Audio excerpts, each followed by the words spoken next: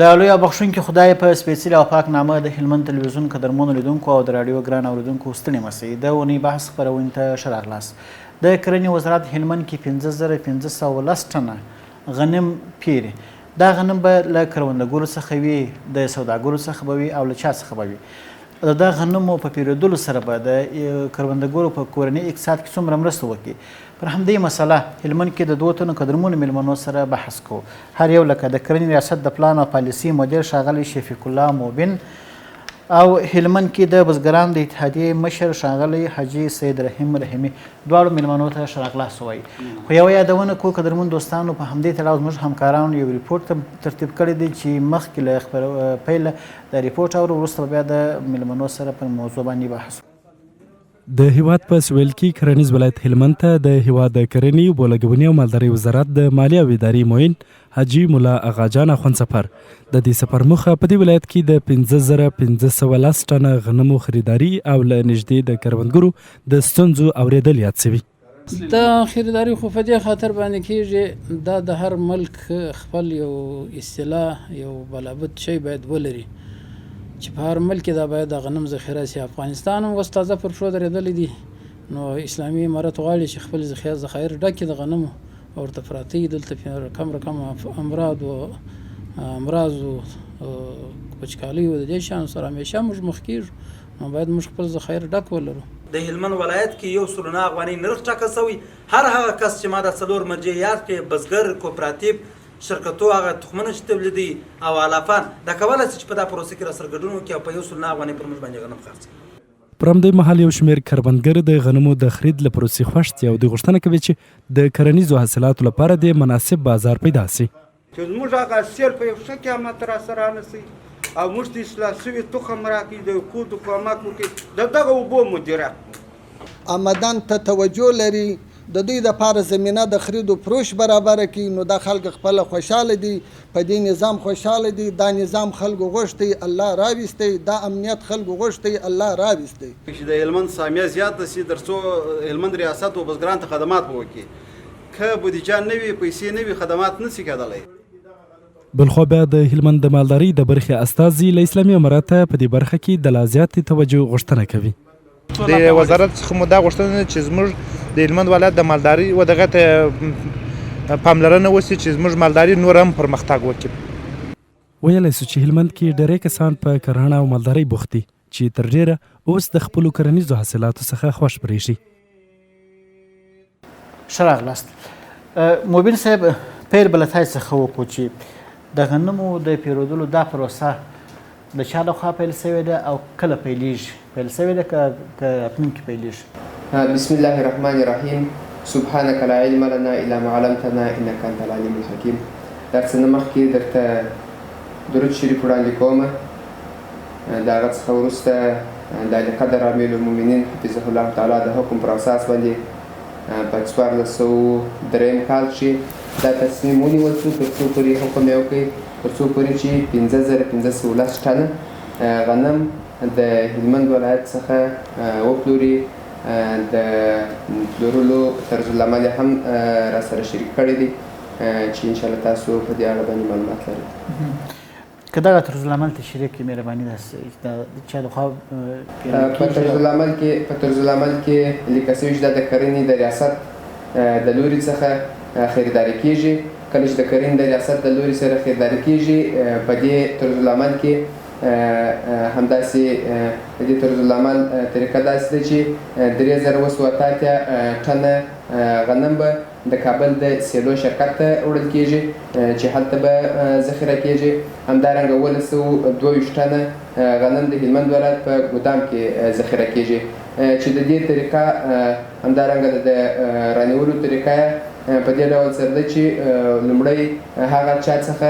د بزګرانو څخه، څنګه چې بزګر هغه څوک دی چې دوی ګټه عموم صورت کې نور وړي، نو لومړی مستحقین هغه کسان دي چې خپله بزګري دا غنم په واک او لاس کې ولري، نو د کرنې ریاست د دوی څخه دا غنم رانیسي. په لومړیتوب کې بزګرو ته اولیت ورته ورکړی دی. په دوهم قدم کې هغه څوک چې کوپراتیف سند ولري، همدارنګه د کرنې ریاست سره ثبت وي، د دوی څخه دا غنم رانیول کیږي. په درېیم قدم کې شرکتونه دي، هغه تجارتي شرکتونه چې زموږ سره ثبت ولري، همدارنګه د دوی د لوري څخه یو اندازه غنم رانیول کیږي. او په څلورم قدم کې د تجاران د خوا څخه کم تجاران چې مثال دوی دغه غنم راته پوره نه کړي، د تجاران د خوا څخه هم دا غنم په هغه مناسب قیمت چې د دې د من حساب دی 100 افغانۍ به دوی څخه رانیول شي. ډېره مننه کوو. ښاغلی رحیمي صاحب، که دا راته ووایاست چې د غنمو د خرید له پروسې څخه تاسو څومره رضایت لرئ؟ بسم الله الرحمن الرحیم نحمده ونصلي على رسوله الكريم اما بعد فاعوذ بالله من الشیطان الرجیم بسم الله الرحمن الرحیم. د هر څه نه مخکې تاسو ته محترم مبین صاحب ته، ستاسو همکارانو ته، ستاسو د رسنۍ له لارې ټول هلمندي ولس ته بیا هم نبوي تحفه وړاندې کوم چې عبارت السلام علیکم ورحمت الله وبرکاته دی. وبعد یو نیکه پروسه ده، یو نیک اقدام دی، دا د ټول هلمندیانو لپاره یو نوی د خوشبختۍ زیری دی. کاش چې دا پروسه 3 میاشتې مخکې شروع شوې وای نو تر دې بله هم مثبت تمام شوی وای. د دې بزګران یا زمینداران، هغه کسان چې غنم لري، غنم کرلی وي، غنم سره تعلق دی، د غنمو کرکیل کاروبار دی، زندگی ده، د غنمو د کرکیل د لارې خپل ژوند او زندگی او اقتصاد پر مخ باندې وړي. د دې لپاره یو ډېر د خوشبختۍ زیری دی. دغه د بزګرو د ژوند په اقتصاد کې یا په کورنۍ اقتصاد پیاوړتیا کې څومره مرسته وکړي، څه رول به ادا کړي؟ دا یوازې د زمیندار یا د بزګر په اقتصاد باندې مثبت اغیزه نه کوي، بلکې د ټولو هیوادوالو، ټولو هلمندوالو پر اقتصاد باندې، پر ژوند باندې مثبت تاثیرات لري. هغه دا دی، موږ تاسو د دې صحنې شاهدان یو چې په وخت کې د غنمو رشې واخیستل شي، غنم ډېر ارزانه وي، او بیا د وخت په تېرېدو سره چې هلته 3 میاشتې 4-5 میاشتې تېرې شي، بیا نو د غنم نرخ لوړېږي، بیا بیخي تر 140-130 افغانیو پورې.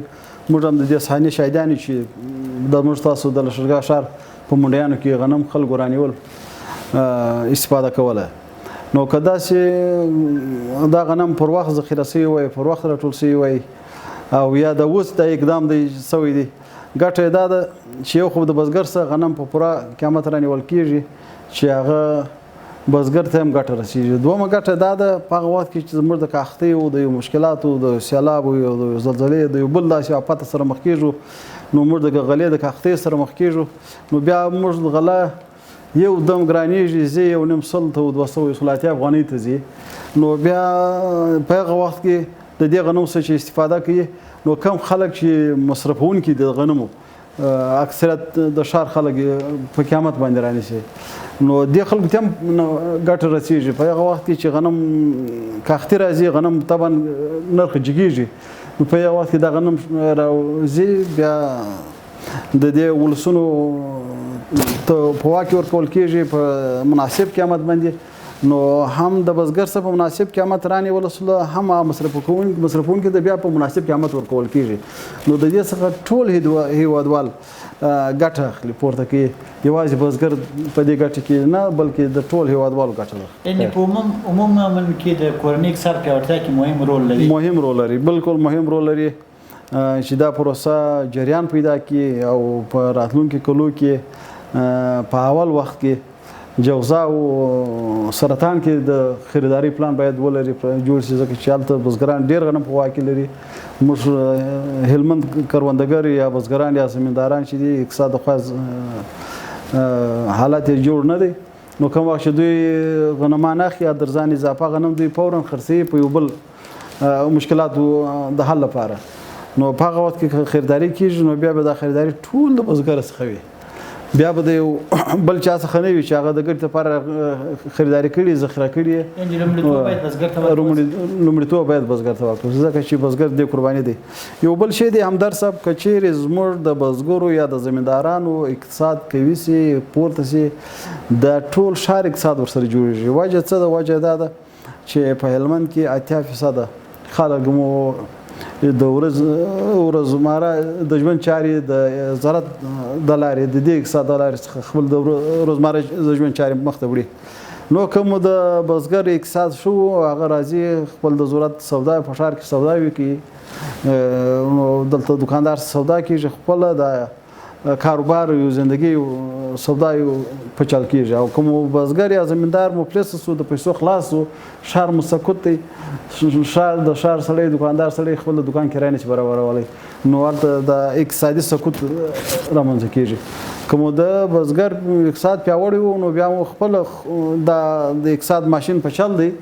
اقتصاد هم داسې یو د سیستم دی لکه د موټر انجین یا ماشین چې په چل شي نو بیا غټه پرزه او کوچنۍ پرزه ټول بر په حرکت کې راځي که چیرې مو بزګر پیسې ودرلودلې هغه خریداري کوي هغه کار کوي هغه خپل د ضرورت توکي رانیسي خریداري کوي خپل د اقتصاد پیسو مطابق نو بس کاروبار په چل کېږي او که نو دغسې اقتصادي سقوط سره به موږ مخکې نو کوشش به دا کوو چې د خپل افغاني تولیداتو محصولاتو څخه استفاده وکړو تر څو بزګر اقتصاد کوي شي د بزګر د اقتصاد سره زموږ د ټولو ښاریانو د ټولو هیوادوالو اقتصاد ورسره کوي شي او بیکارۍ کچه راټیټه شي. ډېره مننه خوشحاله اوسئ ښاغلی رحیمي صاحب. مبین صاحب دې ته راسو چې د بزګرانو د اقتصادي پیاوړتیا لپاره تاسو دې تر څنګ کومې نورې برنامې لرئ؟ د بزګرانو د پیاوړتیا لپاره موږ عمومي صورت کې د کرنې ریاست بزګرانو ته عامه خدمات ورته ورکوي تر څو پورې چې د دوی لاسنیوی د کرنې په بخش کې وکړي د دوی ته هغه په کرنه کې ورسره همکاري وکړي تر څو د دوی د تخمونو د اصلاح شوي تخمونو همکاري ورسره کوي همدارنګه د دې اصلاح شوي تخمونو ترڅنګ د آفاتو د مخنیوي په برخه کې ورته همکاري کوي تر څو پورې چې د دوی کرنه په داسې حالت کې چې هغه د خرابېدو په حالت کې نو په دغه وخت کې موږ د بزګر لاسنیوی کوو چې د دوی دغه مشکلات ورته حل کړو. همدارنګه د بزګرانو سره موږ په د همکارو مؤسساتو په همغږۍ همدارنګه دوی په همکاریو سره د هلمند ولایت کې ټول ولسوالۍ پکې شامل وي 55,000 وسل تقریبا دغه د بزګرانو ته موږ اصلاح شوي تخمونه تور کود او سپین کود هوا کې ورته ورکړي دي. د دې ترڅنګ په هلمند ولایت کې چې سروې وسوله د همکارو مؤسساتو د خوا څخه موږ بزګرانو ته هغه بزګران چې هغه څوک چې مثال د کرنې سره علاقه داران دي علاقه ورسره لري هغو ته مو په هلمند ولایت کې شنې خونې ترمیم ورته په پلان کې لرو چې ورته جوړ کړو تر څو پورې چې دوی په هغه وخت کې چې دوی لاسرسی نه لري خپل هغه سبزیجات ترلاسه کړي نو په هغه وخت کې دوی کولی شي د شنو خونو په واسطه سره چې د عصري سیستم دی موږ د دودیز سیستم یا پخواني سیستم څخه نور غواړو چې کرنه راوباسو نور یې عصري سیستم ته راولو چې په هر وخت کې په هره زمانه کې دوی بزګران حاصلات ترلاسه کړي همدارنګه د دې د لارې څخه دوی خپل اقتصاد لا نور پیاوړی کړي. او په دې برخه کې کرنیزو ټولنو رول څنګه ارزوي د بزګرانو د ژوند په اقتصادي پیاوړتیا کې دیم کومک کړی د خیریه بنسټو د خیریه مؤسساتو عمومي صورت کې هغه چا چې زموږ سره په کرنه کې همکاري کړې ده یوازې د کرنې په بخش کې ډېر کم مؤسسات چې زموږ سره همکاري کړې ده خو لیکن زموږ د وزارت د خوا څخه همدارنګه د ځینو مؤسساتو د خوا څخه په دغه برخه کې بزګرانو سره همکاري شوې ده خو زموږ د ریاست د خوا څخه هم ټول عمر د دوی پر کرنه باندې نظارت شوی دی د دوی کرنه موږ په پلان کې لرو تر څو پورې چې ښه حاصل ورته ورکړي د دوی موږ خپل د ځان سره مسلکي کارمندان لرو چې د هغو په واسطه سره د دوی کرنه تشخیصوو او افات او مرضونه پیدا کوو چې کوم مرض ورته شته بیا هغو ته لازمې لارښوونې کوو تر څو د دوی اقتصادي حالت لا پیاوړی شي. ډېره مننه کوو ښاغلی مبین صاحب.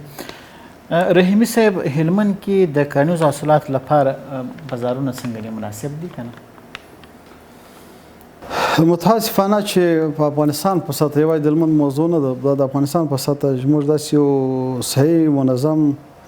سیستم نه لرو چې موږ هغه وخت کې چې زموږ حاصلات عموما ورسېږي که میوه‌جات مو دي که سبزیجات دي که مغلجات دي چې هغه موږ ذخیره کوو بیا د ضرورت په وخت کې د بازار د تقاضا مطابق لږ بازار ته ورته ورکوو او نرخ منظم کنټرول وساتو. دا سیستم پلی دی په افغانستان کې.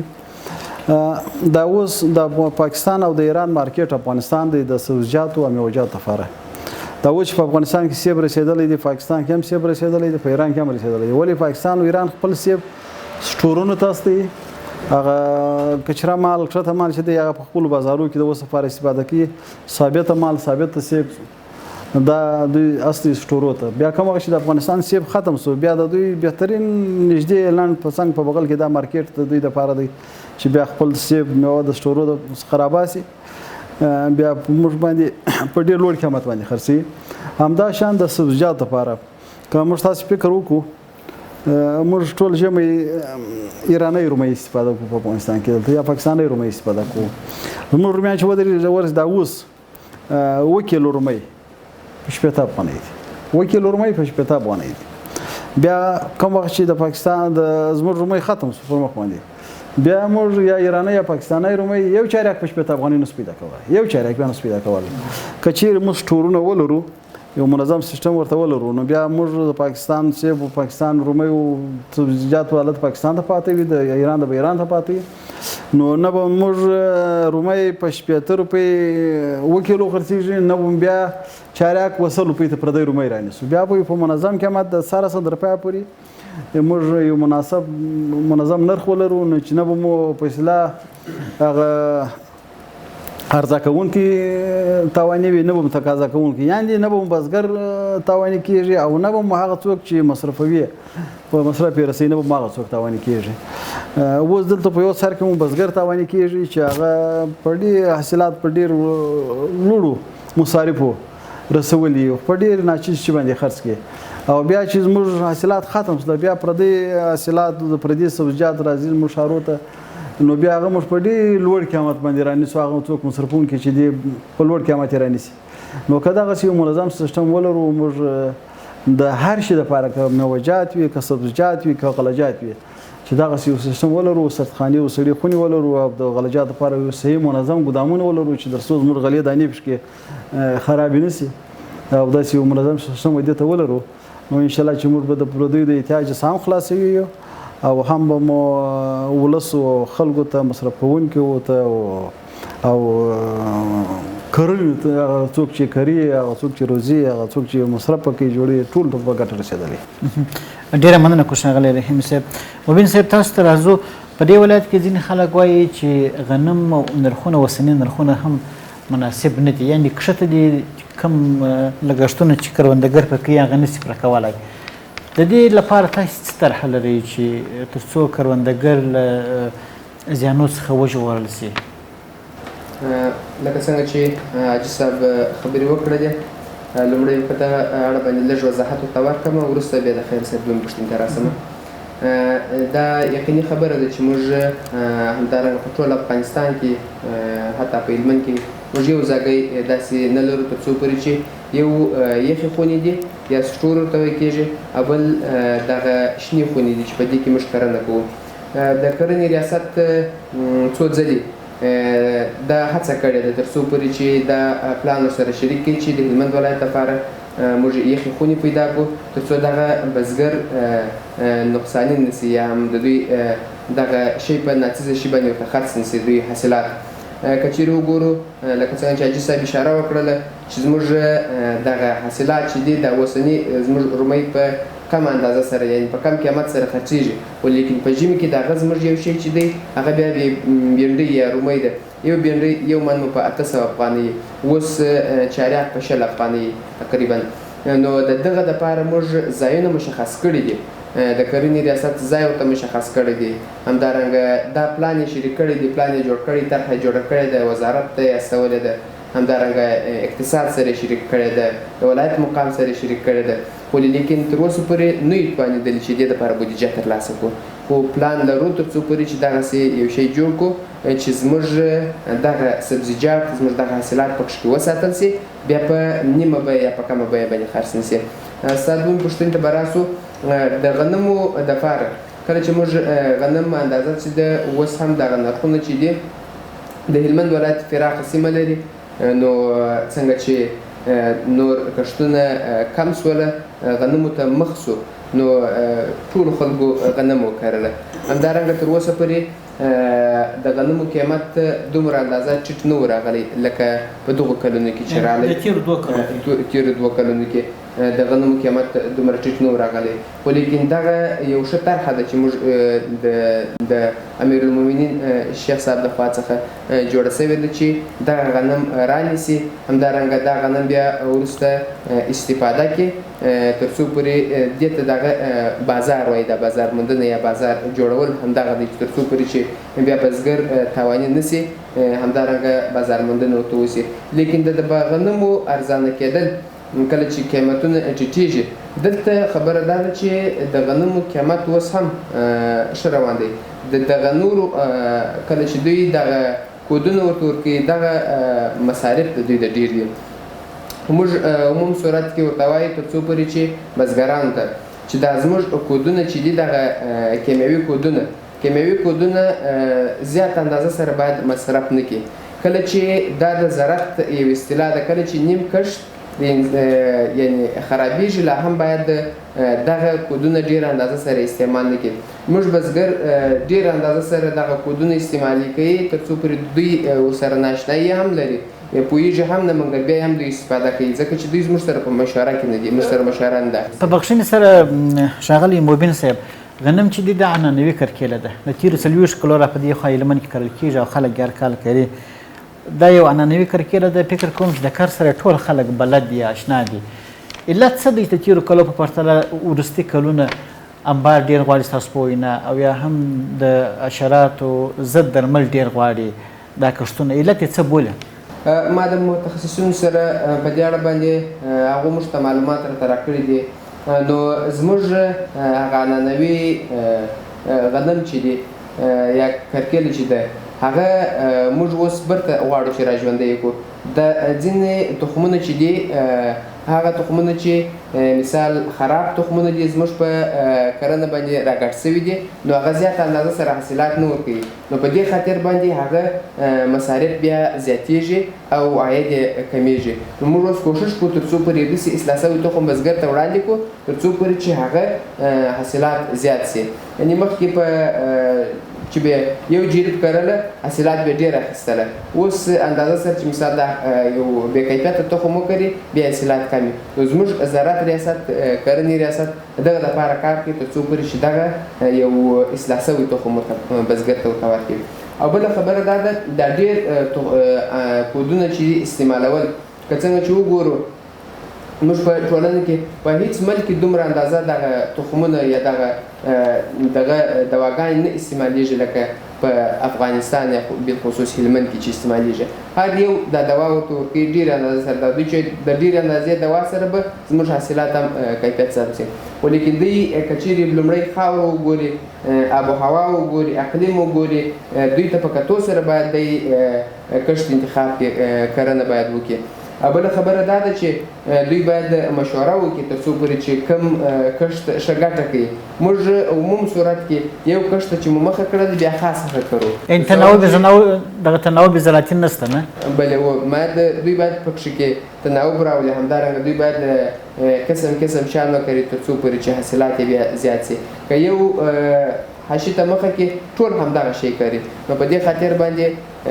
دغه حالت چې دی مبین صاحب ستاسو د خبرو منظور دا دی چې د غنمو کښتونه چې حاصلات یې کم دي د پخوا په پرتله یعنې تاسو وایاست چې یو فکټور دا دی چې تناوب زراعتي نه مراعاتېږي کله چې تناوب زراعتي مراعات سي بیا به بل یو عمده فکټور دا دی چې کله ټوله یو کښت مخه کوي همدارنګه د تخمونو د اصلاح په باره کې کله چې موږ هغه موروثي هغه اصلي تخمونه موږ غواړو چې دلته د زراعت ریاست کې دا تولید کو بیا د بزګر په لاس کې وای ډېره مننه ښاغلی مبین صاحب اجي رحیمي صاحب دا چې په دې ولایت کې اصلاح سوي تخمونو لپاره موږ دلته فارم لرو تر تحقیقاتو لاندې نیول کېږي کلونه چې ښه نتیجه ورکړي بیا وروسته بزګر ته په واک کې ورکول کېږي او ماشینري هم د پخوا په پرتله پرمختللې د عصري ده مګر بیا هم د غنمو د کرکیلو څخه بزګر شکایت کوي علت یې څه بولي په دې کې هم بزګر ګرم دی هم د زراعت مسؤلین بزګر هم غفلت کوي د زراعت مسؤلین هم په دې کې څه غفلت لري او یو خبره بل هم ده چې خپله د زراعت ریاست مسؤلین به دومره ګرم نه وي ځکه چې دغه خبرې ول شون په تو کې دا زموږ یو وطني متل دی که شونډه نه وي نو تو سړی نشي کولی نو دغه خدمات په مصارفو کې که بودیجه د وزارت ورته ورنه کړي نو دوی خدمات په څه شي باندې وکړي نو په دې هیله چې وزارت زراعت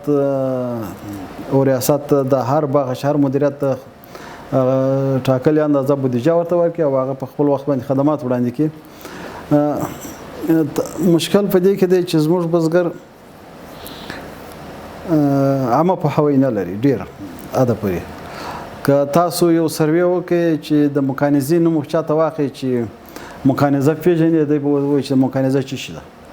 که دغه ښاري سیمو شاوخوا په سلو کې 100% جواب درکوي خو په دې مطمئن یم چې 80% او 80% به تاته ناجواب کېږي چې مکانیزه نه پېژنم مکانیزه به موږ د میکانیزې مدیریت لرو یا زراعت ته نوې بڼه ورکول یا په نوې ټکنالوژي سره زراعت په عصري سیستم باندې سمبالول ده خو دغه مدیریت دغه شعبې کارمندانو دغه خپل راغ او خپل پلان او خپل برنامه تر هغه ځای پورې نه درسولې چې د بزګرانو تر غوږو ورسېږي دا موضوع چې دغه برنامه د کنه سره دي چې ما ولا یو میاشت دوه میاشتې مخکې لا یو پلان دغه کې چې ما داسې یو رقم د پاکستان او هند کې داسې ماشینري ډېرې سپکې ماشینري لاسي ماشینري چې هغه د خشاوه پکې کېږي او یا د وپاشي پکې کېږي په ډېر اسانۍ سره او په ډېر کم لګښت په ډېر کم مصرف باندې جوړېږي مال دغه کومې وډاګانې به یو پلان به جوړ کړو دغه د ځینې ولسوالۍ خلک به راغواړي ټرینینګ ورته ورکوو او دلته ځینې دغه د دوا زراعتي دواګانو شرکتو والا او ځینې دغه کم ورډینګ سازان چې نوښت کوي په خپلو کارو کې دغه څو کسان راولو ټرینینګ ورته ورکړو چې دوی دغه ماشینري په خپل دغه جوړ کړي ورډینګ سازان به ورته جوړ کړي او زراعتي شرکتونو والا هغه به پر بزګرانو باندې وپلوري خرڅ وکړي دا به خپله په زراعت کې یو نوښت راغلی دی یو حرکت پکې راغلی لکه دلته ډاکار چې یو رقم ماشینونه راوړه تېر کال یې توضیح کړله دا د جوارو کال اکثره جواري کتارې دي په ناوه او مرجه او نهر سراج او د مرکزي سیمو کې اکثره ځایونه چې ولاړ شي جواري په لین دي په کتاري شکل باندې دي دا په زراعت بخش کې یو انقلاب دی چې راځي نو دغه شان چې دی هم بزګر مسؤل دی زمیندار مسؤل دی چې هغه بې تفاوت پاتېږي راځي نه زراعت ریاست ته نه راځي اړوند مدیریت ته نه راځي پوښتنه نه کوي معلومات نه ترلاسه کوي خپل په سره کار کوي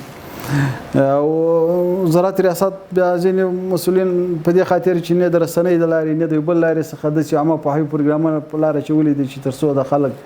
یو څه واوري څه ذهنیت واخلي څه پوه شي نو په دې هیله چې موږ د هلمند زمیندارانو بزګران هم هڅه وکړي په هر بخش کې آفات او امراضو بخش کې د ترویج بخش کې د نوي عصري سیستم زراعت بخش کې راسي زراعت ریاست کې هر بخش ته جلا مدیریت او مامورین سته دي د هغو څخه معلومات واخلي پوښتنې وکړي او سوال چې تکرار نه شي رحیمي صاحب خو دوې خبرې یو هغه کرکیله ده چې نوې رواج شوې ده یا رواجېږي یو هغه کرکیله ده چې عنعنوي وي زموږ نیکونو او پلرونو هم دا کښتونه کړي دي خو بیا هم هغه کښتونه اوس نتیجه سمه نه ورکوي علت یې څه بولي کیمان دا خبرې علت معلوم شي علت یې دغه دی پخوا داسې و چې دغه کم دا علمي خبره ده دغه حشرات چې دي دوه ډوله دي یو مفید حشرات دي یو مضر حشره ده موږ پخوا دا دواګانې نه استعمالولې میخانیکي طریقو باندې به د بزګرانو استفاده کوله نو مضر حشرات به د منځه وړله په دغه وروستیو کلونو کې چې دغه حشره وژونکي دواګانې رامخته رالې بس بزګران یې لټه مخته کړله بس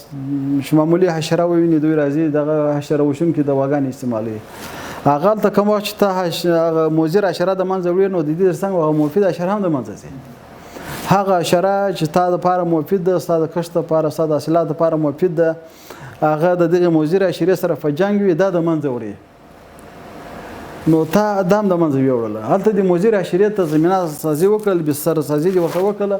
نو هغه په ډېرې چټکۍ سره خپل نسل پراخوي نو دا هر حاصلات هر کښتونه در تاثیر لاندې راځي نو دا یو کلوخ د دواګانې دي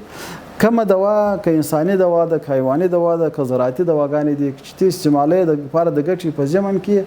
هغه که پر نبات استعمالیږي که پر انسان پر وجود استعمالیږي او که د حیوان پر وجود چې مثبت تاثیرات لري په څنګ کې منفي تاثیرات هم لري نو د حاصلاتو د کموالي یو تاثیر هم دغه د ډیرو دواګانو استعمال دی. ډېره مننه. ښاغلی مبین صاحب د غنمو د خرید پروسه څه وخت پیلیږي چې مثلا عملا د بزګرو څخه غنم وپېري؟ دا کله چې امیر المؤمنین حفظه الله تعالی حکم صادر کړي تر موږ پرې طرز العمل راورسوي نو موږ دلته یو کمیټه ورته جوړوو تر څو پورې چې کمیټه جوړه سوله د وزارت څخه ایتان راغلي دي د دوی په مشوره همدارنګه د وزارت ریاست نمایندګان ورته ټاکل کیږي بیا د دوی د طرز العمل په کتو سره پروسه شروع کړي او انشاءالله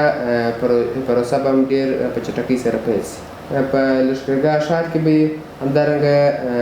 په ولسوالیو کې به هم دوی سره معلومات کیږي تر څو پورې چې هغه څوک چې غنم ولري بیا به د هغه څخه خریداري کیږي. غنم به د درجه بندي پر اساس رانیول کیږي که به ټول ته یو ډول نرخ ټاکل شوی دی؟ غنم چې دی ټول ته یو رقم نرخ ټاکل شوی دی خو لیکن غنم کته کیږي کیفیت ته په کتو سره دا یو ښه خبره ده چې د بزګرو د مابین رقابت هم رامنځته کیږي. هغه غنم چې ښه تخم وي هغه غنم چې ښه حاصل ترلاسه کړي نو هغه غنم ځینې رانیول کیږي. همدارنګه دوی بازار موندنه هم دې ته ویل کیږي چې مثال یې هغه څوک چې خواري یې د کښت سره کړي ښه حاصل په لاس کې ولري نو د هغو څخه دغه شی موږ د کرنې ریاست رانیسي. یعنې هغه اصلاحي سوي تخمونه اصلاح سوي تخمونه هغه تخمونه چې ښه کیفیت ولري هغه رانیول کیږي. له دواړو مېلمنو څخه ډېره مننه. تر یوې بلې خپرونې پورې چې بیا ستاسو درانه خدمت ته حاضرېږو پر مهربانه الله مو سپارو.